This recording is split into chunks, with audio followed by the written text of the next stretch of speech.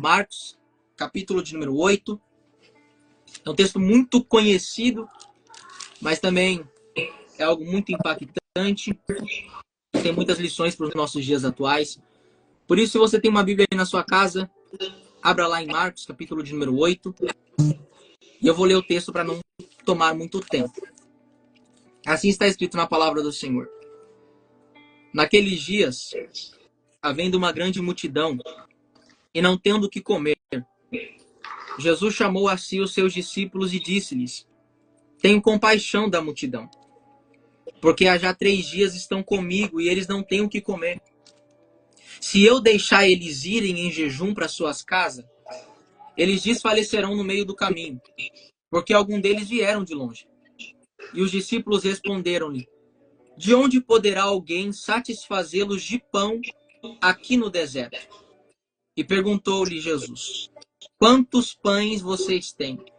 E disseram-lhes: 7. E ordenou à multidão que se assentasse no chão. Então, tomando 7 pães e tendo dado graça, partiu e deu aos seus discípulos, para que os puseres diante deles, e puseram-nos diante da multidão. Vamos lá, gente. Marcos, capítulo de número 8, ele é um texto muito interessante, e aqui eu preciso que você preste atenção, porque Marcos, capítulo de número 8, Jesus está cumprindo o seu ministério, e assim como todas as vezes que Jesus estava em um ambiente, uma multidão acompanhava ele, através da palavra que ele liberava, através das curas e dos milagres que aconteciam através de Jesus. Então, nesse texto, é uma multidão que é conduzida por Jesus. E o lugar que Jesus conduz essa multidão é um lugar interessante, porque a Bíblia fala que Jesus conduz essa multidão para o deserto. E nós sabemos que deserto se trata de um ambiente escasso. Se nós entramos em um deserto, nós sabemos que deserto é um ambiente onde nós se desgastamos. Deserto é um ambiente que nós não vemos provisão, não vemos sustento. E a pergunta é, tendo Jesus tantos ambientes melhores para enviar o seu povo, por que Jesus conduz o seu povo para o deserto? Será que talvez você que está nessa live nunca se fez essa pergunta? O porquê que Deus te levou para o deserto que você está passando? Será que você nunca se fez essa pergunta? O porquê que Deus te colocou em ambientes que nem você mesmo queria estar? Até porque deserto é um ambiente que nós não queremos estar. Se perguntássemos para nós qual ambiente melhor para irmos, logo falaríamos que é o palácio, o templo, ambientes mais confortáveis.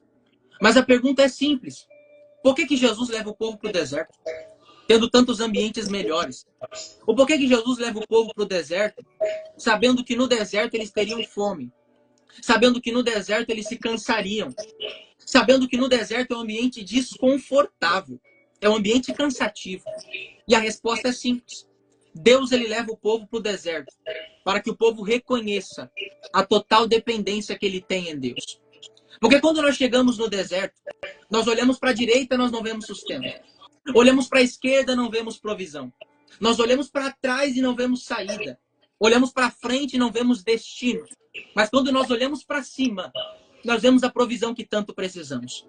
Porque no deserto o único que pode prover continua sendo Deus. Então Deus me trouxe aqui nessa live para dizer para a sua vida que Ele não te colocou nesse deserto para te provar. Pelo contrário, Deus te colocou nesse deserto para que você reconheça que você não depende do homem, mas para que você reconheça que nesse deserto você depende de Deus. Eu estou sentindo a presença de Deus aqui no meu quarto. E é tão verdade isso que no Salmo de número 78, a Bíblia fala que o povo clama a Deus. E o povo pergunta dizendo, Deus, eu estou no deserto. Será que o Senhor pode nos prover uma mesa no meio do deserto que nós estamos? E a pergunta que fica, Diego, é essa. Por que o povo não pergunta para os líderes que tinha na época? Porque o povo poderia muito bem olhar para Moisés e falar, Moisés, pode você prover uma mesa para nós? O povo poderia olhar para Arão e falar, Arão, pode você prover uma mesa para nós? E o porquê que o povo clama a Deus por uma provisão? Eu te respondo, porque eles estão no deserto. E o único que pode prover no deserto continua sendo Deus. Eu estou pregando para pessoas que entraram nessa live que o ambiente que você está é deserto. A casa que você está pode ser deserto. Talvez a geografia que Deus te colocou, você não queria estar. Mas Ele toma a minha boca para dizer, você está no deserto, mas você não está sozinho no deserto. Você está no deserto, mas eu sou a sua provisão no meio do deserto. Não é que eu quero te provar, é que, jovem, eu quero te ensinar que nesse deserto eu sou o único que pode prover para a sua vida. É por isso que alguns amigos te deixaram. É por isso que alguns pastores já não falam mais com você. É por isso que alguns relacionamentos deram errados. Não porque as pessoas são ingratas. Não porque as pessoas esqueceram aquilo que você fez para elas. Mas porque Deus permitiu você se isolar de pessoas. Para que vocês entendam que quem provê para a sua vida não é os teus amigos. Você não depende dos seus pastores para receber a provisão. Você não depende de certos relacionamentos para receber a provisão. Deus permite que pessoas esqueçam de você somente para que você entenda que a provisão continua vindo dele. Eu estou sentindo a presença de Deus e eu estou com calma aqui, mas eu preciso continuar esse texto. Porque o versículo 4, conjecturando, sem ferir a ética do texto, eu posso imaginar que eles ficaram desesperados. Porque, Vaz, olha que interessante. Eles olharam para Jesus e perguntaram, nós estamos no deserto. Estou desesperado. Deserto não é lugar de provisão. Deserto não é lugar de sustento. Deserto não é lugar de receber. Deserto é lugar de entregar. E a pergunta é, da onde vai vir o sustento que a gente precisa? Da onde vai vir o pão que a gente precisa? E logo eu me lembrei de um texto tão interessante, mas um texto que tem mexido muito comigo essa semana, que está lá em Gênesis capítulo de número 21. E aqui eu preciso que você preste atenção, senão você não vai receber essa palavra. A Bíblia fala da história de uma mulher chamada Agar. Olha que interessante. Essa mulher tinha um filho, e o filho dela era a promessa dela. Era o propósito que ela tinha. O filho dela era a chamada que ela carregava. Só que acontece algo com ela, Vaz. Olha que interessante. A Bíblia fala que ela é expulsa da casa que ela morava. Então Agar, carregando o seu filho, carregando a sua promessa, agora ela sai da casa que morava porque era expulsa. E ela, sem ter ambiente para morar, a Bíblia fala que ela vai para um ambiente chamado deserto. E é tão interessante isso daqui, eu estou com os braços arrepiados. Porque a Bíblia fala que quando ela chega no deserto carregando a sua promessa, carregando o seu filho, ela percebe que o sustento que o homem Abraão tinha dado para ela acabou. Porque quando você chega no deserto, a provisão do homem acaba. Não, isso daqui não é para quem está boiando. E pela provisão do homem acabar, olha a atitude que ela toma, meu bem. Olha que interessante. Ela deixa a promessa no meio do deserto. Porque ela não tem provisão para manter a promessa viva. Ela não tem sustento para manter a promessa de pé. Então a atitude que ela toma, ela abandona a promessa no meio do deserto. E quando ela vira as costas para a promessa no meio do deserto, olha o que a Bíblia fala. Que a promessa que era o seu filho começa a chorar. E o choro daquela criança se tornou um clamor a Deus. Eu estou sentindo a presença de Deus aqui, porque quando a criança começou a chorar, Deus se apresentou para Agar e falou, Agar, volta lá atrás para pegar a tua promessa. Porque deserto não é lugar de abandonar a promessa. Deserto é lugar de clamar para a promessa se concretizar. Meu Deus, eu estou com os braços arrepiados aqui nessa tarde. E Deus está falando para o coração de pessoas que entraram nessa live. Que estão dizendo, eu vou abrir mão da minha promessa no deserto que eu estou. Porque no deserto que eu estou, eu não tenho provisão para sustentar a promessa. Mas ele toma esse jovem para clamar para a sua vida hoje. Deserto não é lugar de abrir mão da promessa. Não abra mão dos teus sonhos por causa do deserto. Não abra mão do relacionamento por causa do deserto. Não ceda a sua promessa, porque Deus está se revelando como provisão no meio do teu deserto. Meu Deus do céu. Eu estou sentindo a presença de Deus aqui.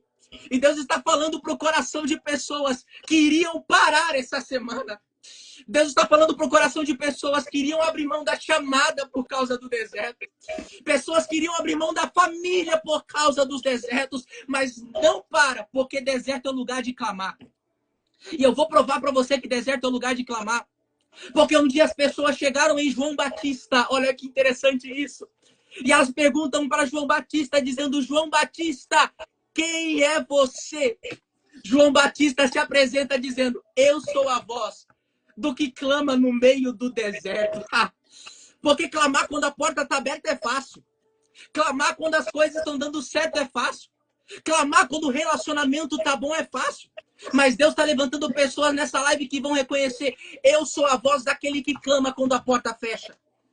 Eu sou a voz daquele que clama quando a enfermidade chega. Eu sou a voz daquele que clama quando as coisas não estão do jeito que eu quero. Porque eu não adoro a Deus por aquilo que ele faz, meu Deus. Mas eu adoro a ele por aquilo que ele é. É por isso que Deus pode não estar fazendo, mas eu estou clamando no meu deserto.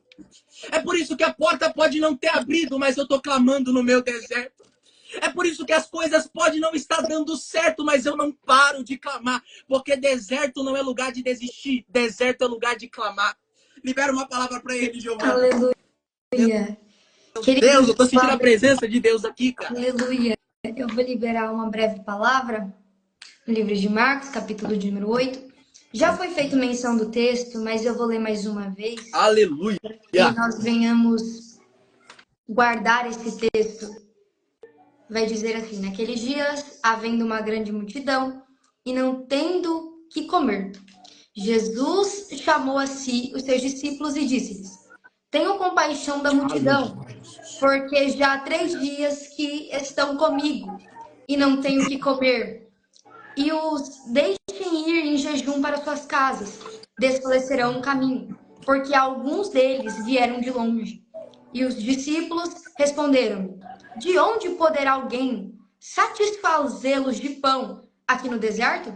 E Jesus perguntou-lhes: quantos pães tendes? Eu vou ler mais uma vez. E perguntou-lhes: quantos pães tendes? E disseram-lhes: 7. E ordenou à multidão que se assentasse no chão. Então, tomando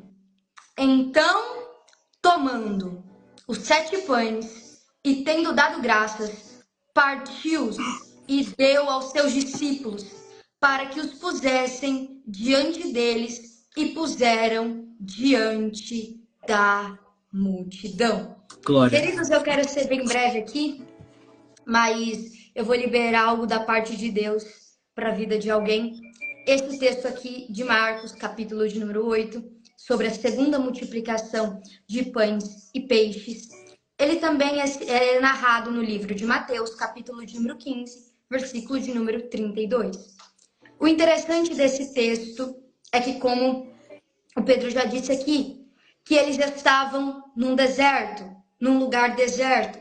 Também é interessante que aqui vai dizer sobre a segunda multiplicação, mas houve a primeira multiplicação. O interessante é que Jesus, ele quer fazer uma nova multiplicação, ele quer fazer de novo. Jesus fez uma vez, mas agora ele quer fazer novamente. Ele quer fazer de novo. Os dois textos, eles são semelhantes, tanto da primeira quanto da segunda. São textos semelhantes, aparentemente iguais, embora tenham as suas diferenças, como a quantidade de pessoas que estavam. A primeira multiplicação vai dizer que era quase 5.000 homens, fora mulheres e crianças. Já da segunda multiplicação, era 4.000 homens, fora mulheres e crianças.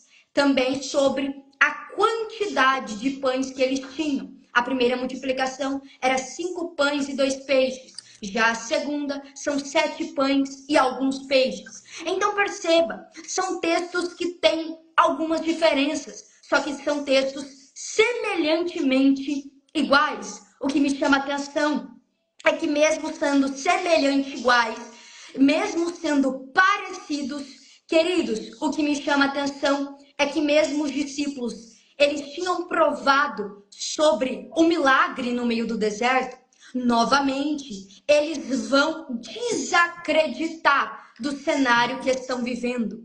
Perceba que a preocupação dos discípulos, tanto na primeira multiplicação quanto na segunda multiplicação, é sobre o cenário, sobre o ambiente. Perceba que a preocupação dos discípulos estão que o lugar é deserto, que o horário não é propício. Da onde vai vir pão? Que a quantidade de pães e peixes é menor com a multidão que tem para alimentar. Então perceba que os discípulos, eles só aparecem com problemas. Os discípulos só aparecem com dificuldades. Até porque quem está agarrado com dificuldades nunca vai perceber o que tem. Eu vou de novo. Forte. Quem está agarrado com dificuldades nunca vai perceber o que tem. E perceba, Vaso, que o interessante do texto é que eles estão preocupados.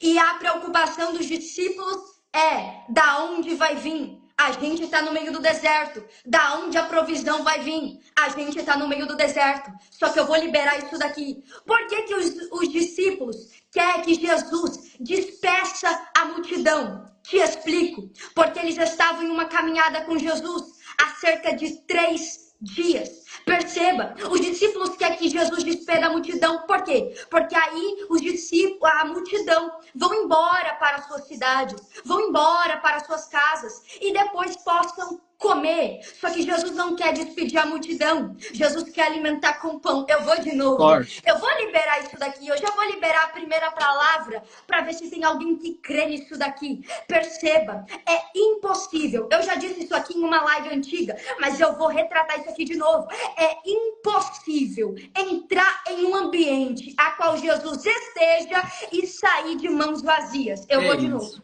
É impossível entrar em um ambiente onde Jesus está presente e sair de mãos vazias. Mas aí alguém vai olhar para mim e vai dizer: Giovana, eu já fui em um culto onde Jesus estava presente e não recebi milagre. É possível? Sim. Giovana, mas eu já fui em um culto e não recebi cura. É possível? Sim. Giovana, mas eu já fui em um culto, Jesus estava presente, Jesus se manifestou, Jesus falou, mas ele não me deu a chave. Isso é possível? Sim. Até porque vai ter cultos. Eu vou liberar. Forte. Vai ter cultos que Jesus não vai despedir a multidão com milagre.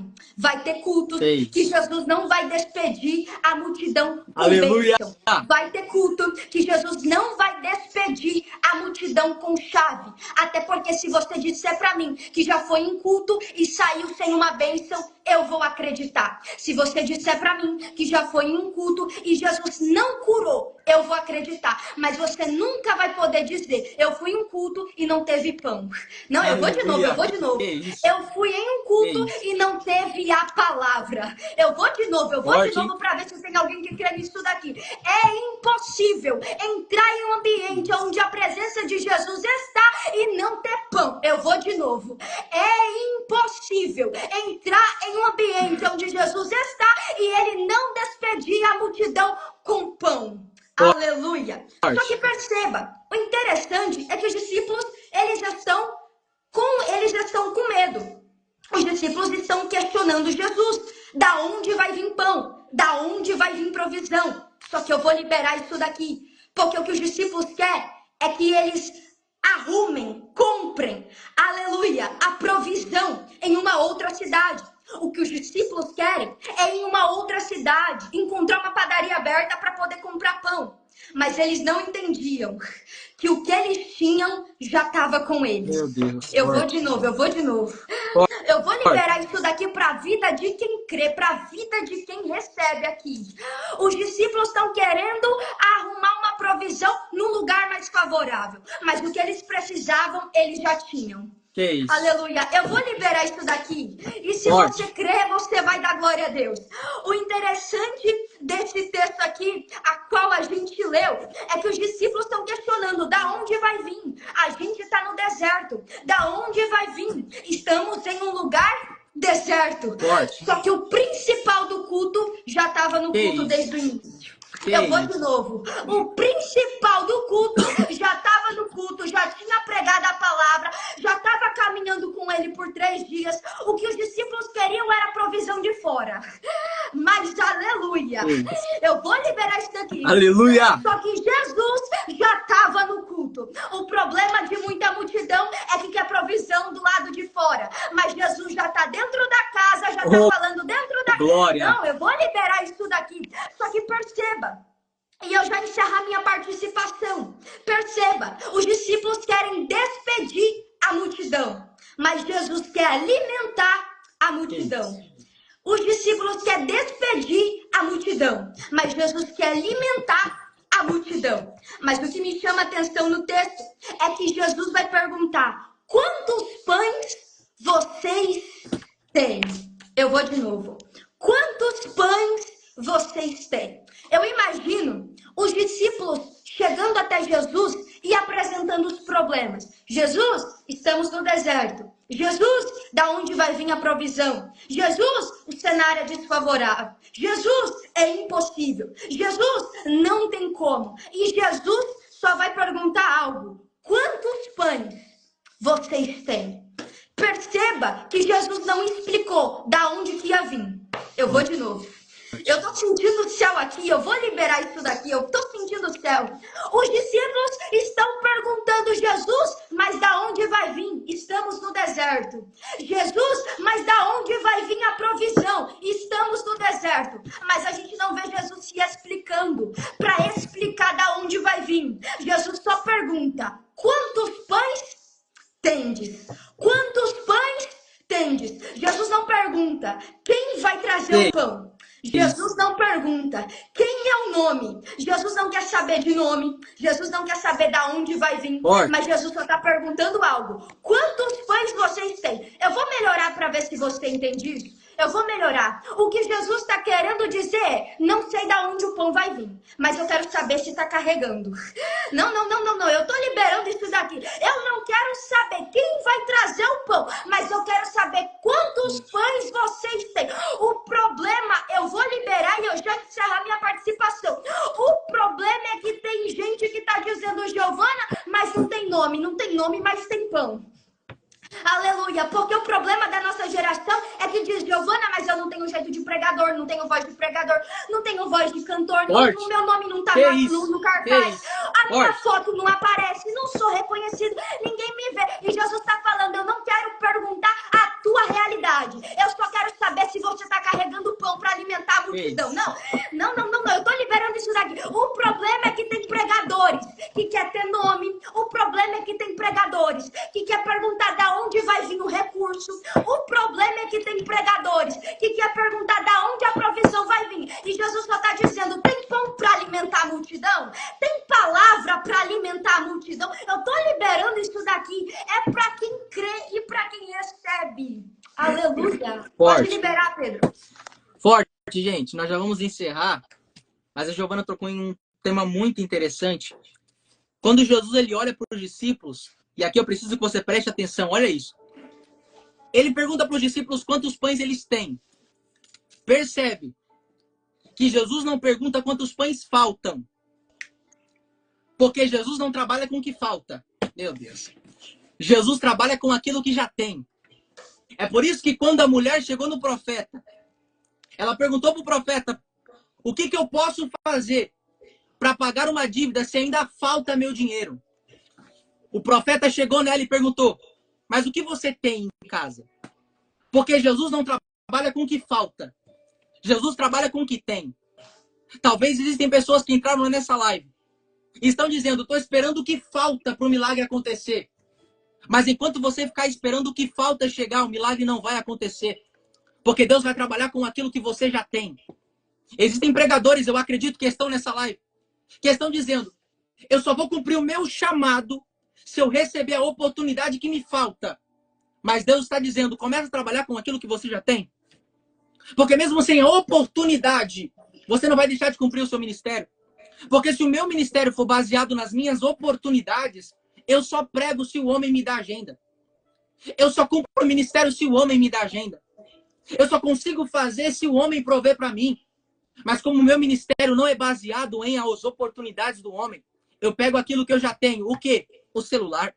Eu abro uma live, começo a pregar a palavra para o coração de pessoas. Talvez aquilo que você tem é essa voz. Talvez aquilo que você tem é a sua casa. Talvez aquilo que você tem é os seus amigos. Não espere aquilo que falta para começar. Comece hoje com aquilo que já tem. Para de esperar a provisão que ainda não chegou. Para de esperar o recurso que ainda não chegou. Enquanto você espera, você está adiando o seu milagre. Eu não sei para quem Deus está falando isso daqui, mas quantos anos você vai ter que ficar esperando a oportunidade para começar a fazer? Quantos anos você vai ter que ficar esperando as condições para começar a fazer? Toma uma atitude hoje e vai fazer um milagre com aquilo que você tem. E através daquilo que o povo tinha, Deus supriu a necessidade daquilo que o povo precisava. Eu estou pregando para pessoas, nós vamos fazer uma oração aqui agora.